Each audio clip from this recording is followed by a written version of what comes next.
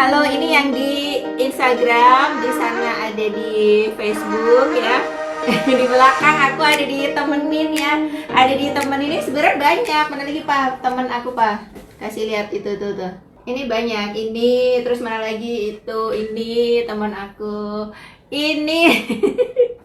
Nih banyak lagi ya. Ada lagi ini ya.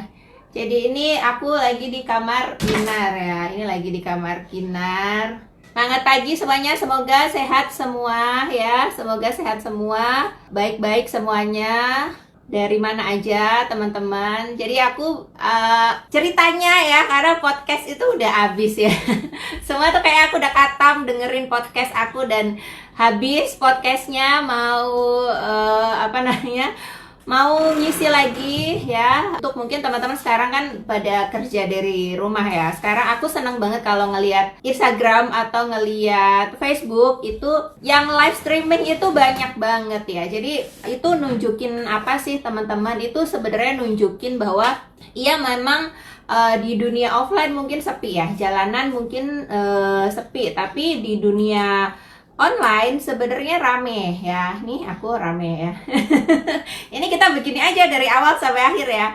Itu untuk menunjukkan bahwa di dunia online tuh sebenarnya rame gitu ya. Orang itu gampang beradaptasi ya. Orang itu gampang beradaptasi. Orang itu gampang untuk menyesuaikan diri. Termasuk kita juga sebenarnya kita punya kemampuan beradaptasi yang luar biasa ya. Kita tuh dikasih apa tuh langsung yang oke, menyesuaikan diri, dikasih apa tuh langsung menyesuaikan diri gitu ya. Jadi tepuk tangan dulu untuk kita semua. Tolong ikon tepuk tangannya dong biar rame. Ikon tepuk tangannya biar rame. Ayo biar kita semangat ya. Biar kita semangat ya. Tolong adik-adik kalian. Ya hari ini aku ada beberapa yang aku sampaikan ya teman-teman seperti biasa. Nanti kalau ada pertanyaan teman-teman, kalau ada pertanyaan nanti teman-teman bisa tanya boleh, tapi jangan yang susah-susah ya. Dan disclaimer dulu sebelum aku mulai ya. Disclaimernya adalah aku tidak mengajari siapa-siapa ya. Ini yang terjadi di rumahku, yang terjadi di rumah tanggaku ya. Gimana efeknya kondisi yang sekarang ini, kondisi sekarang ini, dan aku akan berusaha mungkin sedikit untuk ngasih pandangan cara aku menghandle situasi ya, Jadi kalau salah mohon dimaafkan ya, kalau gak sesuai ya ambil yang bagus-bagusnya aja, kalau enggak ya udah sesuai dengan prinsip masing-masing ya gitu ya. Siapa yang pusing banget akhir-akhir ini ya. Pusing banget akhir-akhir ini. Kondisinya teman-teman ya, kondisi kita kan di lock di rumah ya.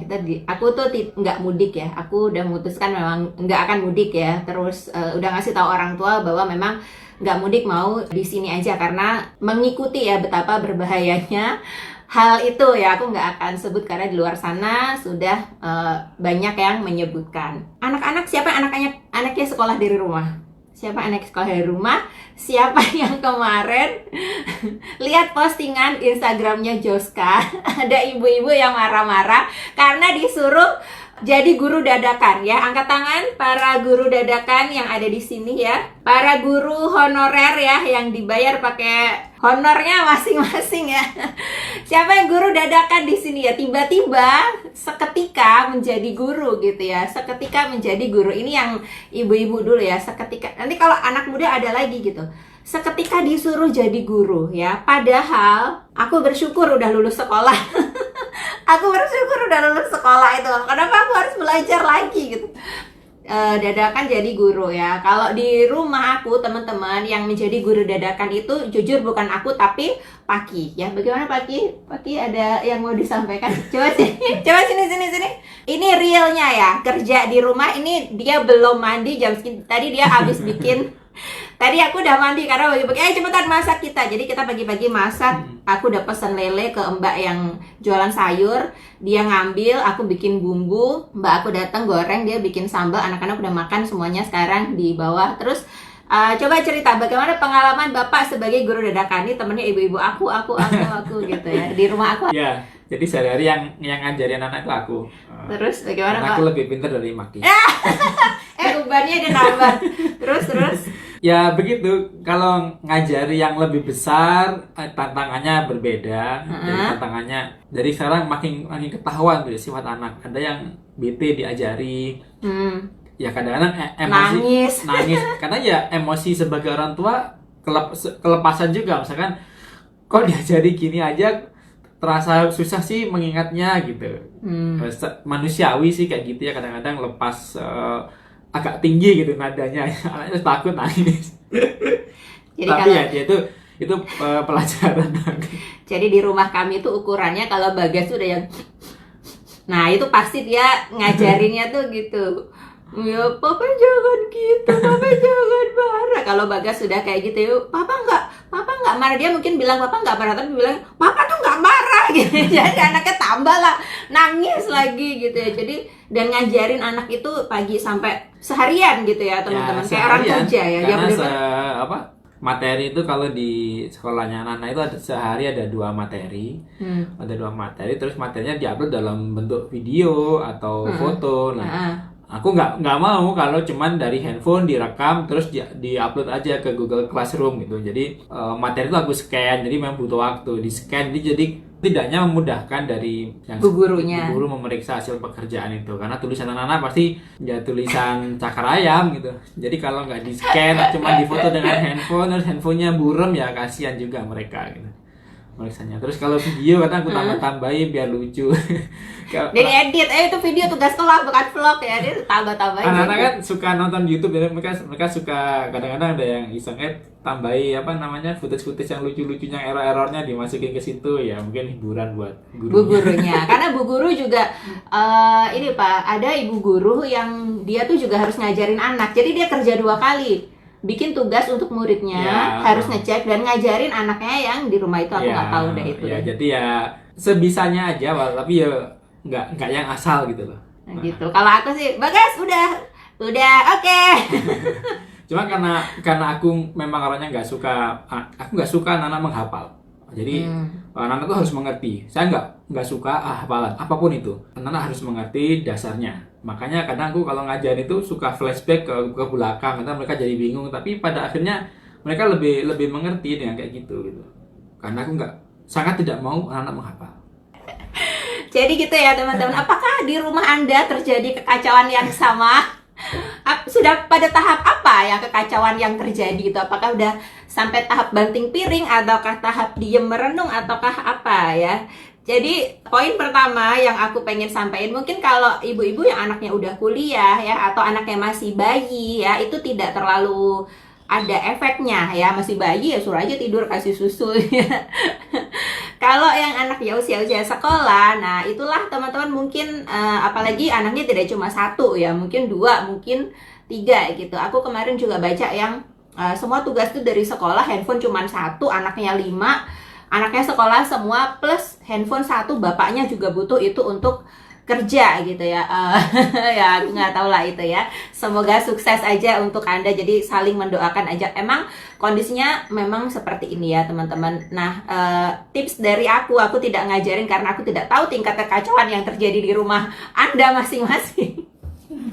Pertama ya, this is the new normal ya, this is the new normal katanya. Kalau aku lihat, aku mengikuti teman-teman para diskusi-diskusi di forum-forum gitu. Inilah yang sekarang, dan kita nggak tahu ini sampai kapan gitu. Jadi terimalah gitu. Nggak usah yang sekolah masuknya kapan lagi, anggap aja sekolah begini terus. Ini anggap aja begini terus gitu. Ini hal yang baru dan pasti kacau ya, pasti kacau. Bohong kalau pada bilang semua baik-baik aja kok gitu ya. Ngelihat para influencer ya, aduh masakan beres ya, terus main-main sama anak, tiktokan bersama anak ya, apalagi biasanya ya olahraga bersama anak gitu ya. Kalau ngelihat seperti itu teman-teman, percayalah ya, semua itu semua keluarga itu sedang beradaptasi sekarang ya, sedang ada kekacauan yang kita itu harus terima gitu. Ya emang begitu gitu ya. Tadinya di rumah aku tuh juga hening kalau pagi sampai sore, jadi kita bisa kerja dengan fokus gitu ya. Nah sekarang pagi sampai sore Bagas wah, ntar dia numpain apa, ntar dia jatuh dari apa, ntar apa gitu. Sampai aku menyesuaikan diri dengan pindah ya. Tadinya aku kerja di bawah, aku pindah ke atas ya, aku pindah ke atas, aku ajak kucing-kucing aja. Kalau kerja sama kucing mereka diem ya. Kalau ada Bagas, aduh yang lompat-lompat di kasur, yang sebelumnya dia sekolah dengan tenang. Sekarang jadi ada buka PAUD, Paki buka sekolah di rumah aku ya. Dan kadang-kadang anak-anak nangis lah, melarikan diri lah gitu. Apalagi Pak biasanya Kadang ngambek. ngambek gitu ya, ngambek ya. Kalau Kinar udah ngambek itu mukanya langsung yang set gitu ya. Apalagi kalau Kayak aku. kayak kemarin dapat tugas hafalan gitu. Kebetulan disuruh menghafal dan aku Anak-anak tahu juga kita nggak nggak suka gitu. Ya dia sampai sedih sampai nangis. Sampai yang Awalnya ini, senyum tapi lama-lama nangis. lama-lama nangis gitu. Ya itulah gitu ya, ya itulah gitu. Yang ya diterima ya, pertama teman-teman ya, diterima ya, emang kayak gitu ya, emang inilah jadi guru, emang harus begini ya, ya sudah gitu. Dan harus, aku yakin lama-lama itu kita akan menyesuaikan diri gitu ya, lama-lama tuh ya akan terbiasa. Karena kemarin kan masih kaget ya, kayak nggak terbiasa gitu. Yang ibu-ibu tuh mungkin harus masak ya, pertama tuh harus masak, terus harus ngajarin anak ya, harus ngatur waktu ya. Pertama biar deh kacau biar gitu. Emang kita tuh bukan apa ya, bukan, kita tuh manusia biasa gitu. Terima aja. Pertama pasti ada kekacauan, itu pasti gitu. Tapi seiring jalan kan kita pinter ya. Kita tuh bisa loh menyesuaikan diri. Oh oke, aku masak berarti jam segini sampai jam segini. Anak-anak belajar jam segini sampai jam segini. Aku kerja buka, kalau Oriflame ya aku buka activity report jam segini sampai jam segini gitu. Jadi lama-lama teman-teman mulai diatur ritmenya ya, mulai diatur ritmenya. Kayak kita bikin kopi susu itu kan, kopi terus gula sama susu ya. Pertama kan diaduk ya, itu kan campur semua gitu. Dan itu nunggu dulu supaya kopi itu diaduknya oke, ini udah mengendap. Oh ini pertama kan abis diaduk, kalau kita minum kan ya seret juga ya, itu ya kopinya kapal api juga gitu, seret juga diminum. Tapi lama-lama setelah itu mengendap ya, kan jadi enak rasanya. Oh kopinya ada di bawah, terus yang yang diseruput itu yang enaknya. Jadi ya anggap aja begitu ya, anggap aja begitu. Kalau hari ini masih chaos dan lain-lain di rumah, terima. Tapi kemudian kita berusaha untuk mendisiplinkan. Aku lihat teman-teman misalnya yang masak itu jadi oke, aku masak dalam 1 jam harus beres misalnya. Aku pun juga gitu. Jadi kayak misalnya beli bawang ya, beli bawang merah, kupas dulu. Jadi pas nanti masak itu gampang ngambil. Oh ini blender, nggak usah diulek kalau emang bisa di blender. Ini blender kelar 1 jam selesai gitu. Terus misalnya kalau Bayem itu metiknya tuh enggak yang begini tuh, bener-bener kapan kelarnya gitu. Kalau aku Bayem nih ya, Bayem serat sekali tebas itu kelar. Toh juga kalau dimakan itu kan dikunyah juga kan, hancur-hancur juga. Jadi nggak usah terlalu membebani hidup kita ya. Nah yang kedua teman-teman, ini yang aku tulis ya.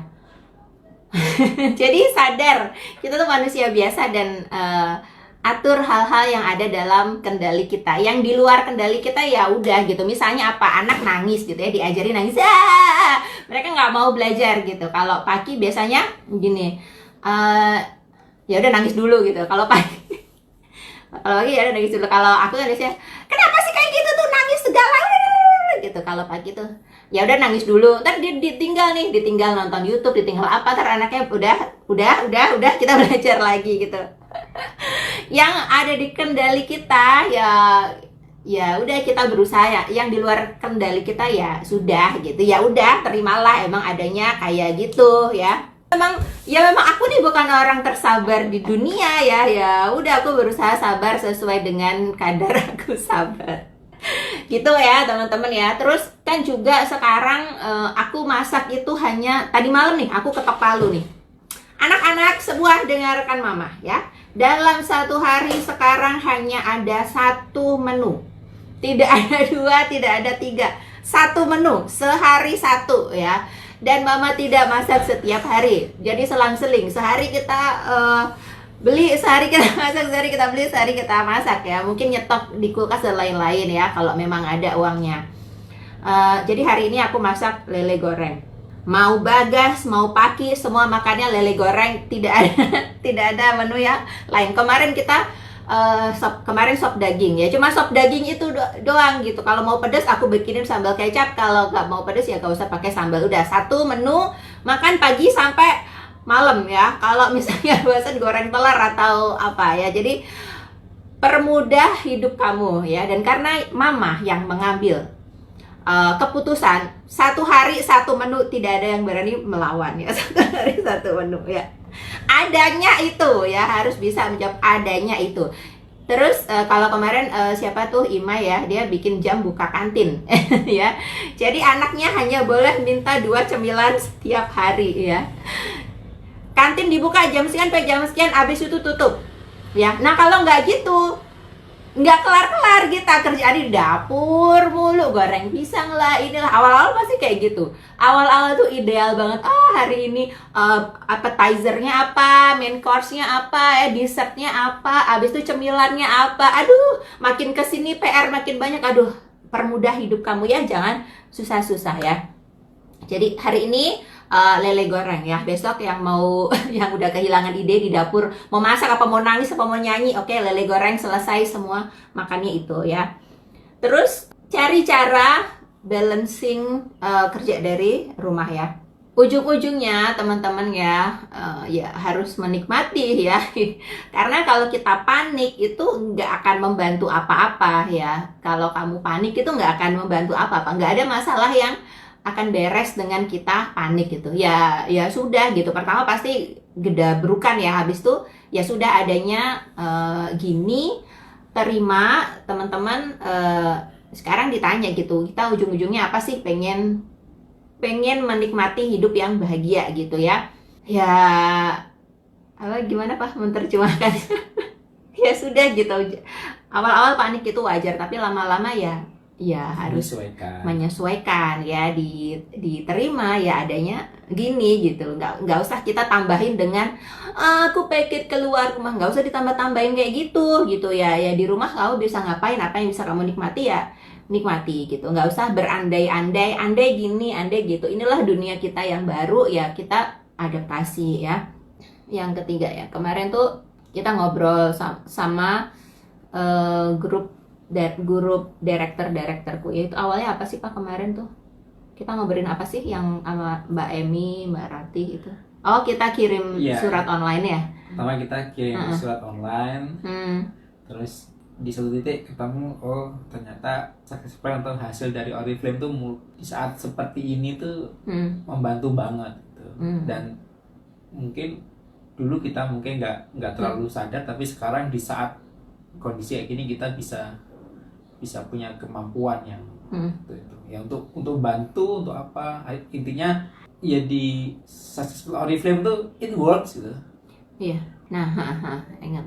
Jadi kemarin tuh aku kirim notes gitu ke semua tim aku gitu. Terus ya saling diskusi gitu. Terus ada yang cerita itu kayak Mbak Emi dari Lamongan ya.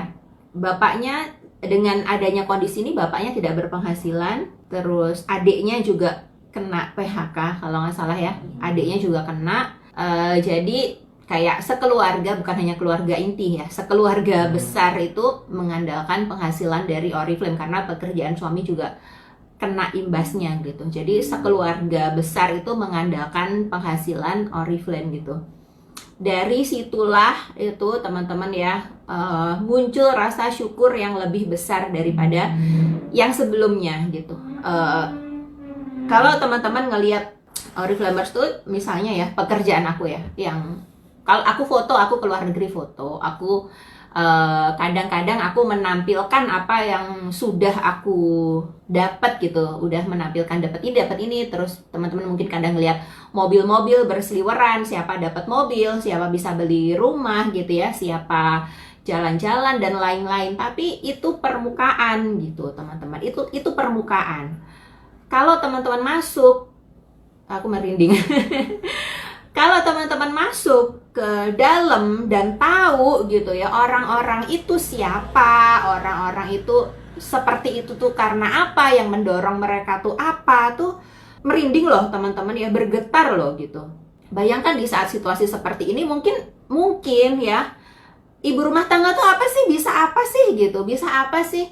Mungkin tempat curhat gitu ya, beres-beres, masak, ngajarin anak. Tapi di kondisi seperti ini aku ngelihat dan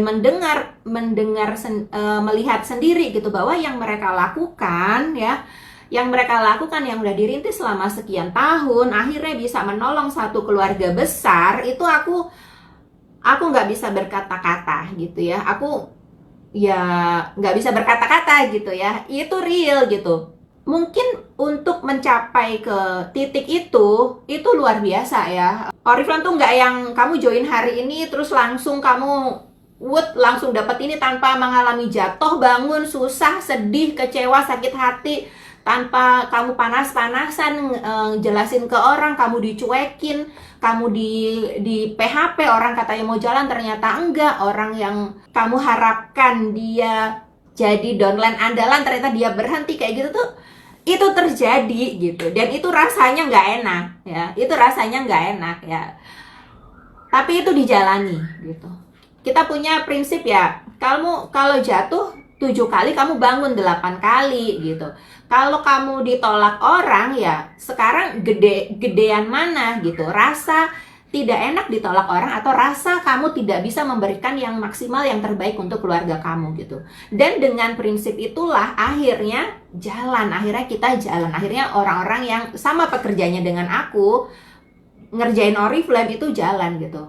Aku tahu kok di luar sana tuh teman-teman, orang tuh ngelihat MLM itu melihatnya mereka seperti itu, tapi mereka tidak tahu gitu. Dan aku yang menjalani, aku yang ada di industri ini itu tahu banget gitu ya, motivasi menjalankan ini tuh apa. Aku tahu banget bahwa ketat banget kita menjaga untuk harus empati dengan segala macam profesi, tidak boleh ngomong yang melebih-lebihkan, tidak boleh. Kenapa? Menjaga, karena di luar sana tuh orang yang berpikiran bahwa bisnis ini tuh gini gitu tuh banyak. Sekarang kita pelakunya harus menjaga itu, diingatkan setiap hari teman-teman. Mengerjakan bisnis ini tuh tidak segampang tidak segampang gini. Banyak suka duka yang dilewatin itu banyak banget gitu ya.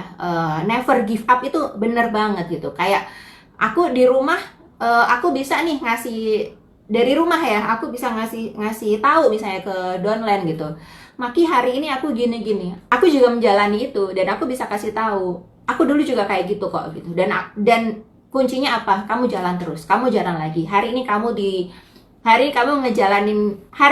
kamu mengalami satu kejadian tidak enak, jangan dikonotasikan dengan bisnis ini tidak enak, tidak. Bedakan antara saya sedang menderita dengan hari ini saya dapat satu momen yang itu bikin saya sedih ya. Satu momen itu tidak mendefinisikan perjalanan bisnismu ke depan, itu enggak gitu.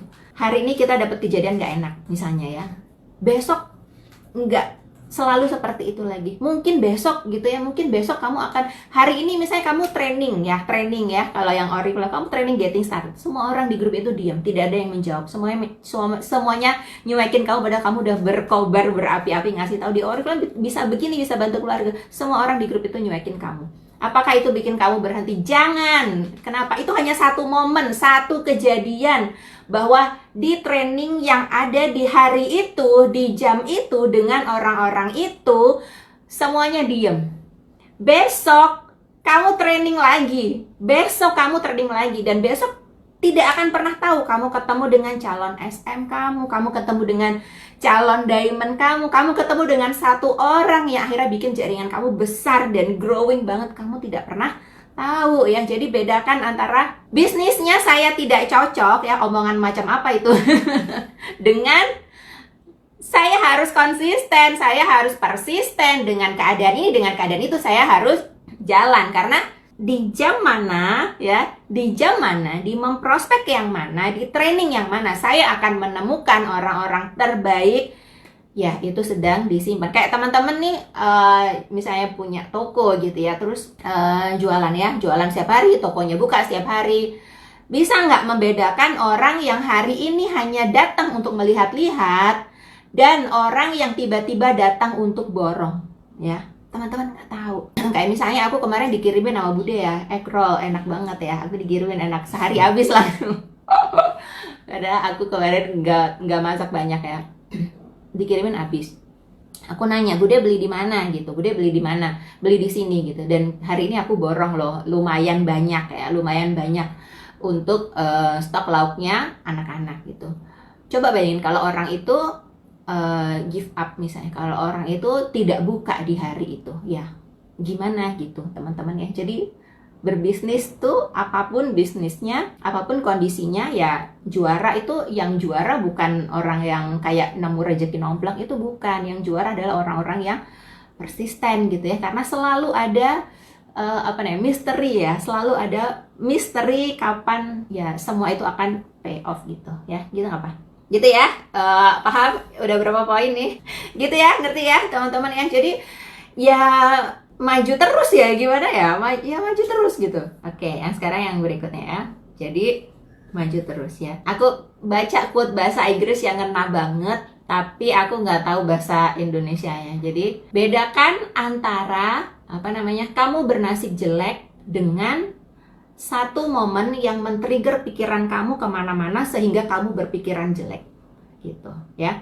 Apakah kondisi itu jelek atau sebenarnya pikiran kamu yang kemana-mana sehingga kamu menganggap semua itu jelek gitu ya. Only bad moment, not a bad day. Nah ini Roro ingat ya, only bad moment, not a bad day ya. Makasih Roro ya. Jadi jangan dicampur adukan gitu ya. Kayak misalnya pagi gitu ya, pagi kamu masih ngelihat anak, masih ngelihat keluarga, masih ada nasi ya. Masih ada nasi. Kalau aku masih ada kucingku, masih mana tadi dia? Masih ada kucing, masih ada, oke. Hidup itu baik-baik aja. Sekarang aku yang harus mendisiplinkan bagaimana cara aku berpikirnya gitu ya. Oke, yang berikutnya ya, sadar di kondisi sekarang ya, sadar, dan di kondisi yang lain-lainnya, nggak cuma sekarang aja. Selalu ada pro dan kontra gitu. Selalu ada pendapat yang beragam. Ini teman-teman harus teman-teman tuh harus sadari gitu ya. Kalau enggak kita bingung di kondisi seperti ini.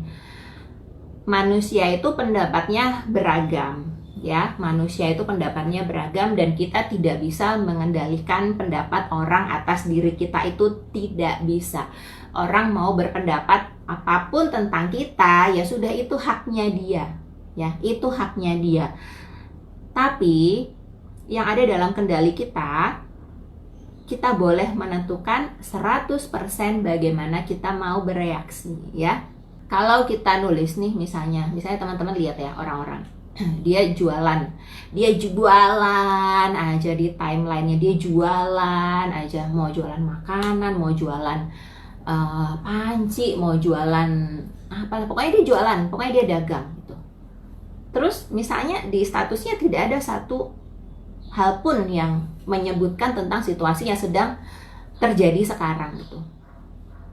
Itu bagaimana gitu? Apakah kita menjudge dia untuk dia tidak empati, dia tidak ngerti kondisi, dia jualan mulu ya, dia tidak ini.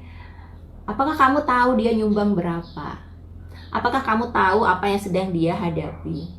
Apakah kamu tahu, aku kemarin tahu ya, orang yang kalau dia baca berita itu dia langsung alergi, langsung gatal-gatal badannya semuanya langsung, karena dia tidak kuat membaca berita yang itu bikin dia panik gitu. Ada loh teman-teman orang-orang kayak gitu. Psiko apa itu? Emang itu sakit ya gitu. Jadi jangan terlalu cepat menjudge orang gitu ya. Jangan terlalu cepat, jangan jadi penilai dadakan. Misalnya orang itu begitu hanya ngelihat dari sosial medianya gitu. Ya kayak yang tadi aku ceritain salah satu downlineku misalnya. Ya dia sekarang apa yang dia lakukan sekarang? Dia kerja dari rumah, dia ngerjain Oriflame, dia posting Oriflame, dia jualan produk ya, dia ngajakin training downline-nya dan lain, itu dia kerjakan gitu. Mungkin orang ngelihatnya kok nggak ada status tentang itu gitu ya, nggak ada status tentang itu, yang gimana, kan ada orang yang membahas itu dalam banget gitu.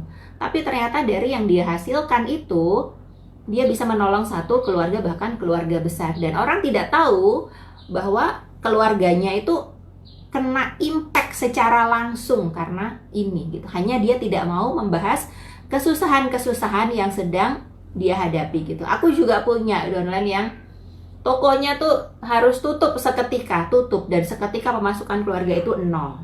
Dan dia baru merintis Oriflame. Aku tahu gitu. Apakah dia bahas itu di sosial media? Enggak. Orang melihatnya hidup dia baik-baik saja, dan dia gencarkan, dia jualan ini, dia jualan itu, dia menjual ini, dia menjual itu gitu. Jadi di situasi sekarang, stop untuk menghakimi orang bahwa yang dia lakukan itu tidak begini, tidak begitu. Kamu kan nggak tahu dia aliran rekeningnya, dia kemana, dia nyumbang kemana, kamu nggak tahu. Kamu juga tidak tahu apa yang sedang dia hadapi. Mungkin suaminya kena PHK, mungkin usahanya yang lain berhenti total, mungkin banyaklah teman-teman ya. Jadi untuk sekarang lebih baik adalah kita, maaf ya ini bukan aku bukannya enggak ya, pokoknya aku itulah pokoknya empati ya, dan jangan nambah-nambahin kontra gitu ya, jangan nambah-nambahin kontra. Semangat untuk yang jualan ya, semangat untuk yang jualan, kalian hebat gitu ya. Dalam hati tidak ada yang tahu ya, dalam hati dan dalam sosial media tuh, tidak semua yang ada di dalam hati harus diungkapkan di sosial media. Kalau mau berjuang untuk keluarga, berjuang aja gitu. Ada yang kontra, ada yang tahu, gak apa-apa ya, perjuangkan keluarga kamu ya. Terus ya, krisis itu men-trigger perubahan diri ya, memaksa diri untuk berubah.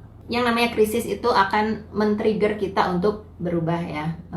Misalnya ya, zaman dulu kalau aku SMS-an sama Paki ya, dulu belum ada WhatsApp. Kalau aku SMS-an sama Paki itu dia jam pulang kantor ya, abis maghrib itu aku tanya selalu nih ya, lagi di mana gitu ya, lagi di mana. Itu selalu ya, selalu. Mungkin kalau SMS itu isinya, SMS ku itu cuman lagi di mana, pulang jam berapa gitu. Dan dia selalu antara, kalau nggak kakinya keinjek, antara kejepit atau lagi di stasiun yang berjubel gitu, karena listriknya KRL-nya mogok gitu ya. Itu tidak situasi krisis teman-teman, tapi aku menciptakan situasi krisisku sendiri ya. Situasi krisisku adalah aku punya suami yang seperti itu kerjanya ya, dan aku tidak tega. Itu krisis yang aku ciptakan sendiri. Jadi segala macam krisis atau kondisi tidak sesuai dengan ekspektasi kita, itu sebenarnya men-trigger kita untuk berubah ya. Istilahnya kamu tuh dikasih sulutan gitu ya untuk berubah. Kamu dikasih begini nih, kamu mau apa gitu. Kamu dikasih kondisi kayak gini, apa yang akan kamu lakukan? Kamu hanya diem atau kamu harus berbuat sesuatu?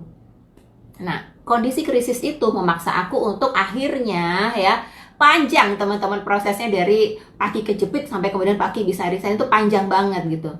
Nyelipin buku di tasnya ya, buku tentang orang yang berani untuk resign dan membuka usaha gitu ya. Aku tahu membuka usaha itu tidak gampang gitu, tapi ya aku pengennya itu gitu. Aku selipin tuh, tadi bacaan tangga, jadi dia keluarin, aku masukin lagi, dia keluarin, aku masukin lagi. Akhirnya buku itu lama-lama aku lihat agak lecek, mungkin kalau di kereta dia baca, kalau pas dia bisa duduk ya mungkin. Nah, habis itu mulai ajak ngobrol, dan aku juga di balik layar juga ini aku harus fight banget, harus bener nih aku ngerjain Oriflame nih, nggak bisa enggak, aku harus bener ya, aku harus pinter, aku harus kerja keras, aku harus strong di aku ngerjain bisnis Oriflameku, supaya yang sedang aku perjuangkan itu akhirnya bisa terjadi gitu. Panjang prosesnya sampai kemudian akhirnya ya teman-teman bisa lihat Paki akhirnya ngajuin surat ke company-nya dan kemudian bisa resign ya. Jadi krisis itu tidak selalu yang sedang menimpa semua orang gitu. Kita tuh bisa menciptakan situasi krisis kita sendiri, supaya apa sih? Ya supaya kamu kreatif gitu ya, supaya kamu berpikir ini kondisi begini nih harus apa, harus gimana gitu. Kalau udah kondisi kepepet dan kamu tidak ngerubah ya, tidak ngerubah diri, tidak ngerubah belajarnya ekstra, masih malu, masih gengsi, kamu parah. Parah kalau emang situasinya udah kepepet dan krisis yang terjadi itu tidak men-trigger apa-apa, parah banget ya. orang tidak ada krisis aja, kita harus menciptakan nih situasi krisis kita sendiri supaya kita fight di kondisi itu gitu. Apalagi udah di kondisi seperti ini ya. Udah yang harus berstrong ya, udah yang harus gitu ya teman-teman ya. Ngerti ya maksud aku? Jadi krisis itu bukan yang kita disuruh siapa untuk apa gitu, enggak gitu. Saya ditanya nih kalau di Oriflame ya, ditanya upline gitu. Kamu kapan mau titel baru gitu? Kamu kapan mau titel baru? Kalau aku ya, buat aku yang kayak gitu tuh bukan situasi yang mengancam ya. Upline gitu. Upline tuh gimana-gimana gitu, kita disayangi teman-teman ya, kita gimana-gimana tuh anak aku upline tuh kayak gitu. Tapi yang bisa men-trigger diri kita sendiri tuh ya kita sendiri, kondisi kita sendiri gitu. Aku memperjuangkan Paki begitu disuruh upline enggak ya, aku sendiri yang mencipta. Kita mau fight untuk apa nih sekarang gitu di kondisi sekarang ini. Kalau sekarang ada misalnya ya yang suaminya udah dirumahkan ya, suaminya udah dirumahkan, terus punya misalnya ya punya Oriflame, terus training masih masuknya jarang-jarang ya, telat, terus nggak rekrut misalnya ya, masih yang aduh malu gimana ya cara ngomongnya, parah banget ya. Itu bukan krisis lagi, itu udah yang kamu tuh harus sekarang tuh harus bergerak, gak bisa yang cuman diam dan mengamati kondisi gitu. Di saat suami kita butuh bantuan, ya bantu gitu, bantu dengan apa yang kamu bisa. Aku tuh selalu berpikir gini, kamu sekolah kan, SD sampai SMA ya, sekolah ya, itu udah cukup bekalnya. Setelah itu yang harus diolah itu adalah pemikiran kamu gitu. Kamu tuh bukan gak bisa, kita tuh bukan yang gak bisa, tapi ini loh mental blocknya itulah, malu, gengsi, nanti ngerasa gak bisa, nanti ngerasa gimana gitu. Itu masalahnya, bukannya kamu gak bisa. Kamu sekolah kok, TK, SD, SMP disekolahin kan sama orang tua, itu udah cukup modal. Sekarang modal yang berikutnya adalah tahu diri. Kenapa kita harus berubah, kenapa kita harus mengoyak-ngoyak, menggubrak-gubrak diri sendiri tuh karena apa tuh? Harus tahu ya, ini keluarga kamu, siapa yang bisa nyelamatin keluarga kamu kalau enggak kamu sendiri ya. Yang terakhir ya, nah dia udah paham ya teman-teman. Maaf aku tidak ngajarin ya, aku bercerita apa yang yang aku pikirkan ya, aku bercerita apa yang aku pikirkan. Dan dulu tuh aku waktu ngelihat ya, terlepas dari segala macam kondisi, ini pikiran aku, kalau salah teman-teman boleh punya pikiran pendapat masing-masing ya. Dulu aku tuh ngelihat ketika aku masih di kondisi yang ya suami pulang malam gitu ya, aku masih yang harus ekstra kerja membesarkan bisnis gue dengan anak yang masih kecil-kecil gitu. Ketika aku ngelihat orang-orang yang punya gitu ya, maksudnya berlebih gitu ya, nggak bohong ya teman-teman, berlebih secara materi tuh aku ngelihatnya itu dengan perasaan pengen. Aku tidak dengan perasaan iri, dengan tidak perasaan apa. Aku hanya satu, perasaan aku adalah pengen kayak gitu, pengen kayak gitu. Dan rasa pengen itu yang mendorong aku untuk berpikir bahwa aku harus pinter, aku harus kerja keras, aku harus menghargai apa yang jadi modal aku gitu ya. Aku tidak akan menunggu aku punya laptop yang canggih, handphone yang canggih, punya waktu yang banyak, atau nunggu anak-anakku gede semua.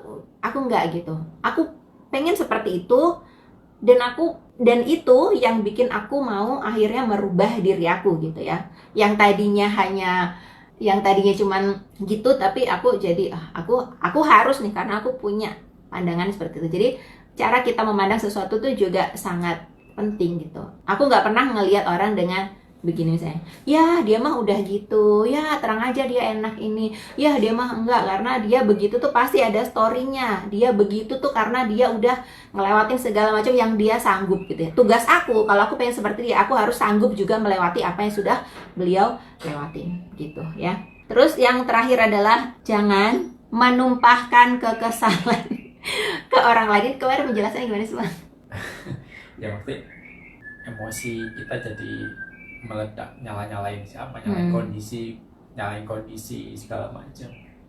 Ya, jangan sampai kita emosinya tuh meledak-ledak sampai nyalahin siapa-siapa gitu ya, nyalahin gimana, coba tolong jelaskan. Maaf ya, Saya kalau udah buntu sekretaris saya yang maju ya. Ini ya dia yang bikin draftnya nih. Jadi ya, ini memang kondisi pada hari ini memang sedang tidak mengenakan gitu ya. Itu kondisi itu men-trigger suasana yang tidak nyaman, segala macam, dan jangan sampai kita sebagai pribadi kehilangan kontrol sehingga menyalahkan semuanya disalahkan, dan itu membuat jadi energi kita habis untuk hal-hal yang negatif seperti itu. Begitu. Jadi intinya kembali ke poin pertama Mbak, kita ya kondisi seperti ini memang harus diterima terlebih dahulu ya, sebelum kita move on, sebelum kita nyari solusi-solusi apa yang bisa kita kendalikan seperti itu. Itu Maki. Aku mah panjang banget kamu jelasinnya, satu poin pendek. Kan singkat padat. Tambahin sendiri. Intinya seperti itu. Intinya gitu kayak gitu ya. Ya selalu ada ya gimana ya namanya ya. Ya udah gitu. Endingnya kan gitu. Ya udah gitu, endingnya gitu. Ya dari hari ini semoga teman-teman belajar apa nih, belajar yang paling mengena hari ini apa. Coba ditulis yang di Instagram ada 91 dan di Facebook ada 196. Apa nih teman-teman yang didapat hari ini ya. Aku tidak menggurui siapa ya. Enggak, ini bukan guru ya, tapi bukan. ini cerita pengalaman. Apa sih yang kita berdua pikirkan, apa yang kita berdua berusaha kerjakan. Tidak sempurna dan tidak selalu berhasil, tetapi ya kita selalu mencoba untuk yang terbaik yang kita bisa. Begitu. Udah, yang gulungannya mundur. Ya, jadi dari 1 sampai 2 sampai berapa tadi? Sampai berapa tadi? Pertama ya. Menerima segala kekacauan di awal. Terima. Adanya gini gitu. Itu juga aku diajarin Paki gitu. Paki tuh selalu bilang kalau aku udah yang waduh gitu, dia selalu dikasih pamungkasnya adalah adanya gini gitu. Adanya gini, mau diapain sekarang yang ada ini gitu. Jadi ini adalah the new normal ya. Kita tidak akan bisa peluk-pelukan ya, tidak akan bisa gitu, enggak ya. Ya sudah diterima sekarang adanya kayak gini. Terus mencari cara harus balance antara kerja, keluarga, bisnis,